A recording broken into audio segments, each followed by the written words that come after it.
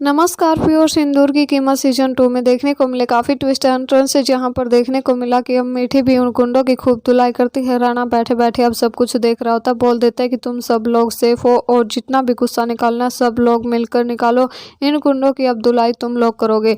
तो यहाँ पर मीठी एक केक को पकड़ के उन लड़कियों की तरफ फेंक रही होती है और वो लड़कियां डंडे उठाकर उन गुंडों की खूब धुलाई करती हैं, जहाँ पर अब वो राणा को धन्यवाद बोलने लग जाती हैं।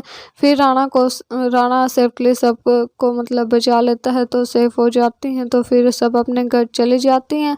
तो अब देखना काफ़ी दिलचस्प होता है। अब दोनों घर जा रहे होते हैं तो दोनों के बीच फिर से थोड़ा सा झगड़ा शुरू हो जाता है। तो यहाँ पर अब मीठी को पता चल चुका है कि राणा सच में उससे प्यार करता है।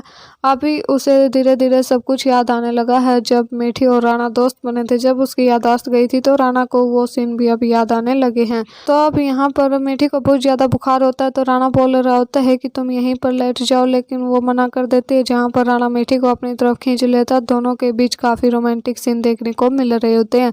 तो यहाँ पर आज की रात दोनों के बीच मिटेंगी दूरियां। दूसरी तरफ यहाँ पर जैसे ही परिवार वाले इस बात से खुश हो रहे होते हैं कि राणा और मीठी एक साथ हैं, आज की रात उन दोनों के बीच की सारी दूरियां मिट जाएंगी। परिवार वाले जानते हैं कि जब तक वो दोनों एक साथ हैं उन पर कोई भी मुसीबत नहीं आ सकती है। दोनों एक दूसरे की ढाल बनकर एक दूसरे की रक्षा करेंगे। तो यहाँ पर अब मेनका जैसे परिवार वालों की बातें सुन रही होती है तो उसे सहन नहीं होता। सोच रही होती कि मैं कभी भी राणा मीठी को एक नहीं होने दूंगी। तो यहाँ पर अब सोच रही होती कि मुझे जल्द से जल्द राणा और मीठी को ढूंढना होगा।